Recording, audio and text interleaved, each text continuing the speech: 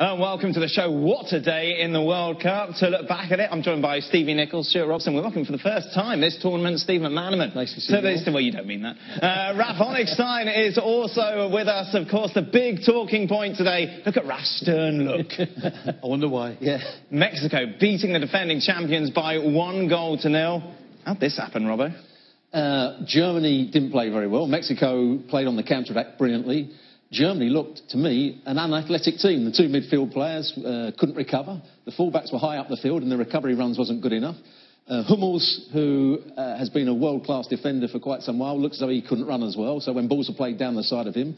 And Mexico played brilliantly on the counter-attack, led by Chicharito, who played better with his back to goal than I've ever seen him play. The two wide players found space in the space that the fullbacks had left. And the midfield players from Mexico defended really well and started the counter-attacks. And when balls were played into the box, I thought Mexico in the last 20 minutes defended them really well.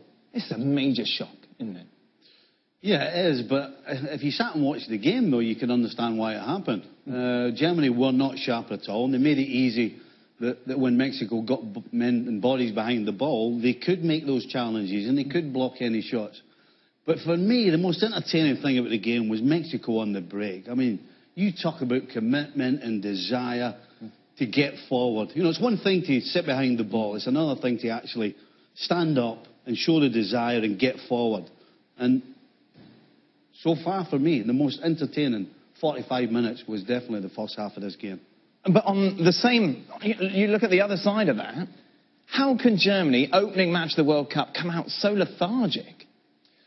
Well, you don't know is the answer, because of course they didn't mean to come out and be lethargic. They just it just seemed to happen like that. You know, the big players didn't get involved. The likes of Timo Werner up front didn't get involved, did he? It was just peripheral parts. Thomas Müller never got involved. Özil, again, didn't really grab the game by the scruff of the neck and try and dictate how the Germans played. So I think they'll get better. It wasn't a case of I thought Germany were awful. I didn't. I still thought they were fine at times.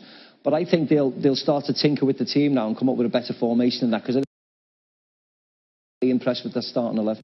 Let's bring Raf Honigstein into the conversation. Raf, like I said, that they weren't awful. I imagine maybe you disagree slightly. I thought they were quite awful, certainly in the first half. This was a Germany team that didn't turn up. And it was interesting because we were talking about this before the start of the tournament, where similar performances were seen and we're being worried about. And Löw was telling us, don't worry, come the World Cup, suddenly everything's going to be fine. In effect, those performances, those problems repeated themselves.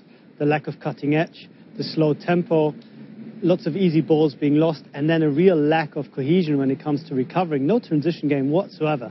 50 meters of space when they lost the ball up front, and then the back four, and suddenly, sometimes only even two from the back four left by themselves to hold the fort. Plus, another thing that was really interesting, all the Germany players afterwards coming out and saying, we were totally surprised.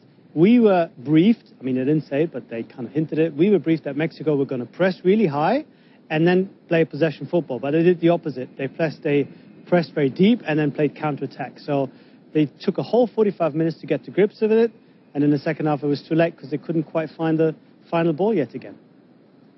I don't know whether they were... But when it changes, if the opposition don't do what you expect them to do, you have to adapt to it. And that comes down to the coach on the side of the field. And he must have been talking to the players on the side of the field when they were losing possession in quite high areas, and the midfield players from Mexico were winning it back. When the ball was played forward, for the goal, the player that was tracking back was Mesut Ozil. Probably the only time he ever has tracked back, and he ends up in the right back position because Kimmich was nowhere in the picture. The centre-halves at times, I mean, Hummels made some bad decisions when to go into midfield and close people down, so he was played around. And Rafi's right, the cohesion and the recovery runs, most football games now are won when the ball changes hands. And Mexico were better when the ball changed hands than Germany were. Just didn't have so much space, Mexico, on those kind Yeah, and in the second half, they should have scored. They should have scored the second. There was, at times, they were 3-on-2. They were 2-on-1 at occasions, and that final ball just let them down, whether it was a little bit of lethargy, whether they were just a little bit tired. But the final ball just let them down at occasions. Otherwise, they would have went on to win the game 2-0 and 3-0. I can see why Germany were gambling in the second half, because they're losing. You might as well lose 1-0, 2-0, 3-0 in the first leg. They still feel as if they can get out of this group and beat the other two teams in this group. So I don't think there's a big problem. but they're not the force that we thought they were. There's definitely defensive weaknesses in that German team. It's the experienced guys that let them down. You know, Boateng and Hummels, and you got Cruz and Khedira in the middle of the park. We all knew that Mexico were going to have to sit behind the ball for a lot of this game. Now, for Germany, what they have to do is not let them out. So you have to get positioned in the middle of the park particularly, and that comes from the two centre-backs, and it comes from the two midfielders, so that when you do cough the ball up, you're in a position where you can't always win it back straight away, but you can affect Mexico and not let them out, and you can take them down. There was a moment about 10 minutes into the game where Germany had the ball in a decent area. They lost possession, and it was past to Carlos Vela, had the length of the field to run in. There was a 3 versus 2 against the 2 centre. He didn't make the most of the situation. Always came out, and but that has to be stopped. Yeah, you know, someone on the pitch has to say, right to Kimmich, you're pushing too far forwards. Just sit back. But they happen time and time again, and that's the big right problem. From the start, Germany were trying to press the ball from the goalkeeper's kicks. They were trying to make Mexico kick out. So Ozil was going and playing as a second centre forward, and then they were outnumbered 3 versus 2 in midfield, and it didn't work. Khedira was pushing in, and suddenly Carlos Vela was finding space. He didn't make the most of it for much of the time. And being exposed to the back was mentioned by Hummels after the match. He said if 7 or 8 players attack, then it's clear the offensive force is greater than the defensive stability. That's what I often talk about internally, to no effect. Our cover wasn't good too often. It was just Jerome and I at the back. That's a good game, that, lad. Did you see what he was doing on the first goal? How about coming out and saying, look, I'm sorry, I totally threw myself, gambled on a challenge, got done on a 1-2, and by the way, I was sat on my backside when the ball hit the back of the net. That's not a great sign, is it? When he comes out and starts criticising other people already. He's the guy who's sitting there watching it all. He's the guy who should be able to read it. Listen, he takes all the plaudits when he does well. Tell you what, he was horrible in this game. Who's he criticising? The other players, or is he criticising his manager as well? That's what you don't. He's certainly not criticising himself. Raf, how have these quotes gone down in Germany? Well, as you'd expect. I mean, Germans are very, very unhappy, very shocked. They didn't expect the performance. They haven't seen a Germany team lose, I think, since 1966 in an opening game. So this is, a fairly novel feeling, and not one that's being cherished, because it puts real pressure on Germany. It's good enough. I mean, it's no problem saying they will still qualify, but what happens next? If they finish second in the group, despite Brazil's draw, they will probably meet Brazil in the last 16. And the way that Germany are going at the moment, very slowly, perhaps growing into the tournament if you want to be charitable to them, that's not a great time to meet them. So it's already a damaged, start to the World Cup, and it could get worse if they don't get the result next time round. Let's check out your player ratings, shall we, Raf? I imagine they're rather low. Khedira 3, I think, is the lowest of them all. Cruz, Ozil, Werner 5. The back 4 get 6s. Muller with a 4 as well. Do you agree with these, Stevie? I'm not sure Hummels and Boateng should be getting 6, as I said. They're the base from which Germany build, and they're the base from which Germany defend. And really, they certainly didn't do an awful lot of good defending, that's for sure. Sami Khedira had a shocker, didn't he? He did. As I've seen him play for Juventus a lot this season, he's not the athlete he once was. He can't get up and down the field. He's not a particularly good passer of the ball. He was always picked for his dynamism. Now he hasn't got that dynamism. I'm not sure what he's in the side to do. So, Raf, what changes can we expect going forward? Because you imagine there will be some sort of reaction, surely. Well, I think Löw has to realise that Kroos and Khedira, even with better positioning, better overall setup, cannot hold the centre by themselves. It's not really their game, especially Khedira. His legs have gone. He tried to run away from people, couldn't do it, ran into cul-de-sacs, turned over possession. Germany really suffered. So I think 2 options.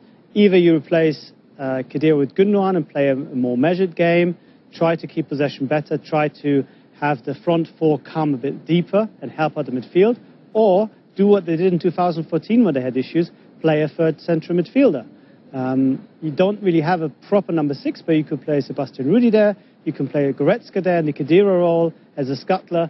I think that might be an option just to give a bit of stability to this team, because you cannot have these open spaces. The reason why I gave reasonable grades to Hummels and Boateng is because you saw what happened to those guys. They were just the loneliest guys, no one around them. They were forced into making crazy challenges at the halfway line. As a centre-back, you don't want to defend at the halfway line. You're damned if you do and you're damned if you don't. They were completely lost, and that's why I gave them reasonable marks. Why are you playing those phases? I think Raf's been a little bit generous to those two. I mean, you know, when you're the last guy, the last thing you do, the very last thing you do is gamble and throw yourself in the halfway line. You stay on your feet, you try and hold the forward or whoever it is coming at you up until it gives the other defenders or midfielders or somebody time to get back. And Hummels on that first goal was schoolboy, absolute schoolboy defending. So I think, Raf, you've been a little nice to Hummels. Raf? I'm not, and I'll tell you the reason why, because Hummels had to at times, and Boateng too, had to make that run because there was the third guy already. If you push off, the guy in front of it takes it, and he has 2 or 3 runners. He can just play an easy ball. They had to win that early ball, that crazy ball, time and time again, because there were people running off them. It wasn't just a 1v1, it was 2v3, 2v4. They had to make these really ridiculous challenges, and they were about to get caught. It was inevitable, so I wouldn't really give him such a hard time for that. Okay, let's move on. I do believe we disagree.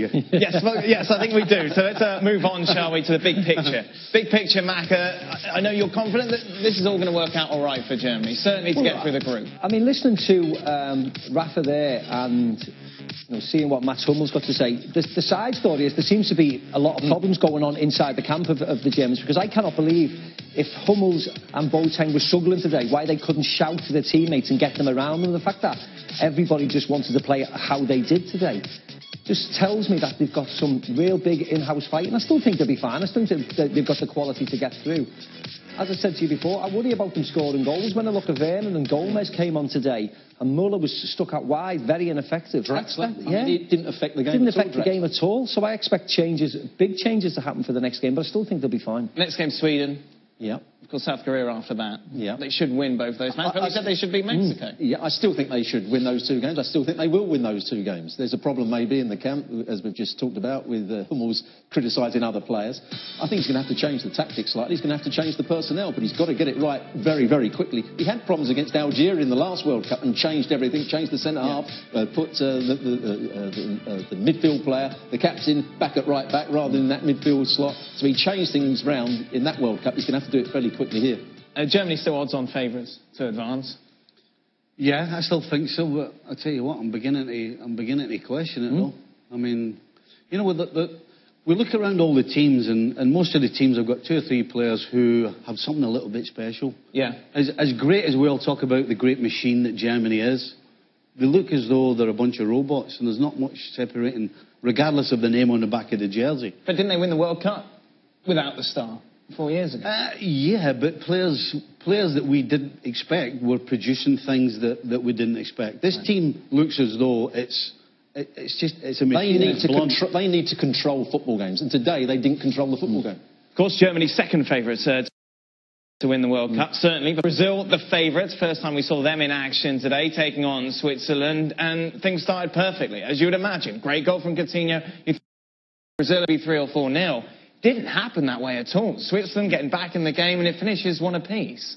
A little bit disappointed with Brazil, you know. When Coutinho scored, that player in midfield, he was the one that I thought looked the most dangerous player. But more importantly, I was really disappointed with Neymar. We talk about somebody who wants to run the game, he wants everything to be revolved around him, and he didn't do enough. Too many times he made the wrong decision, too many times he got caught on the ball, too many times he went to ground and rolled over and wanted a free kick. He has got to up his game, and if he doesn't up his game, Brazil might have a problem. They've got some very good players, and players that I think sometimes make better decisions than Neymar. Really? And he's got to match up with some of those other players. And there's players in better form than Neymar, but of course we all know, like Messi, like Cristiano, the whole team revolves around Neymar. But certainly players, the likes of Coutinho, Willian, they were much better than Neymar today. And whether he's struggling for fitness, which he probably is, but if he is struggling for fitness, he probably shouldn't be playing. But I was really disappointed by them. But once Switzerland got the equaliser today, whether it was a foul or not, that just gave them the opportunity to sit back, defend, and try and hit Brazil on the counter-attack. It looked like a foul, didn't it, into the Switzerland goal? That's because it was a foul. It's because if you put 2 hands on your opponent's back and you shove them, 99 times out of 100, the referee's going to give a free kick. And for some reason, not only did this referee not give a free kick, He didn't even go to VAR to make sure there was nothing wrong. So is that the out for Brazil? Is that the way you would go forward? Yes. Don't worry about this. It's a goal that shouldn't have been given. No need to panic? Pretty much. Listen, we hold Brazil and Brazil's individual players to such a high standard that it'd be very easy to get overcritical. The fact is, they were the better side. They did have more chances that they could have won the game with. They got done by an official who made a ridiculous decision. So, I'm not worried about Brazil. On a set piece as well, wasn't it? You know, it wasn't a moment of brilliance where they were cut to ribbons by... The defenders looked quite assured at times, which is one of their weaknesses. And by the way, the team they were playing, Macca, absolutely suits them down to the ground. The way they play. Just so can sit and do nothing, take the point, whatever. What do you make of the boys' criticism of Neymar? 100%. I think they're absolutely spot on. So we saw him go down so much. Yep. Is this just part of his game, or is this... This is part of his game, all right. But is this maybe... Is this a fitness issue? Instead of trying to stay on your feet and take him on, getting the foul every time? I think part of it is, you know, he does look for it. He looks to get fouls. But so far, I would say, as many fouls as he did get today, the referee didn't give as many as normal referees would. I think referees are beginning to wise up that this guy's just looking for fouls all the time. Most of the trickery he does in the areas where it's not important. There was once in the first half we had 3 passes. He could have easily played the ball. He got on the ball and he rolled his foot over the ball 3 or 4 times looking at the defender. There was no point doing that. Pass the ball, get yourself into the forward, and then when you get it in and around the box, then show what skill you've got, then have your little step over and make it count. He was doing it in areas where it doesn't make any difference whatsoever. Nice air though, Robbo, wasn't it? Oh, great hair. He spent a lot of time and money on that. Oh, that's a week. I thought you were talking about Robbo. That's a long time ago. So, of course, Serbia, meanwhile, beating Costa Rica 1-0 means Serbia now favourites to go through, maybe. Top of the group, which could... Well, we were just talking with Raf, weren't we, the fact that how that could have ramifications in the knockout stages. But if Brazil win the group, it could be Germany who they face. Brazil big favourites, though, 10-1 on. Yeah, I mean, really, do we think Brazil's going to lose to Serbia? Do we really think that Brazil's not going to beat Costa Rica as well? Yeah. So, I think the group's going to end up the way we all thought it would. Yeah, between Switzerland and Serbia, the second spot. I actually liked Serbia. Serbia have got some good players. They had a good formation, and you took the mickey out of me yesterday. Milinkovic-Savic, he was excellent. I'm telling Mick out. You just banging on about him every 2 seconds. He's a very good player. I think just like saying it. That was it. It's the only name I can say. That's why I say it. Indeed. So certainly a surprise. Brazil not winning their opening round. Of course, Germany as well, not getting all 3 points. Argentina also not getting a victory. You see Brazil, Germany and Argentina's streak. Brazil's streak goes back to 1982 when they didn't win their opening World Cup match. England now. The Group G kicks off tomorrow. England against Tunisia. Meanwhile, Belgium against Panama. England favourites going in to their opening match against Tunisia. Fancied certainly to get all 3 points, 9-4 on. Tunisia coming in 8-1. The draw 7-2. What's your feeling about England going into this tournament? I think they should win. I think they're playing well.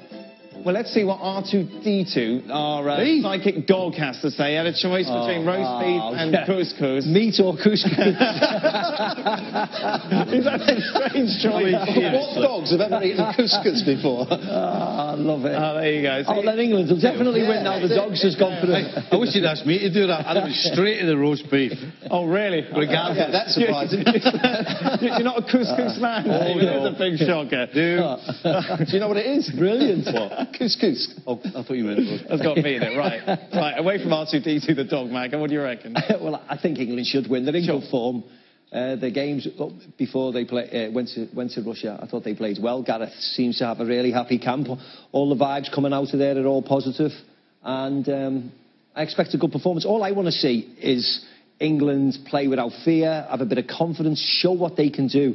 Because previous tournaments, we've been dire, haven't we, at times? Yes. You know, since 2010 in South Africa, I can't remember a game that I went to watch and came away with thinking, you know, I saw some nice stuff today. I hope I see that tomorrow. You can say we, it's all right. No, Robbo told us just say he doesn't support England. No, I didn't say. Yeah, I don't support England. I watch the game as a neutral.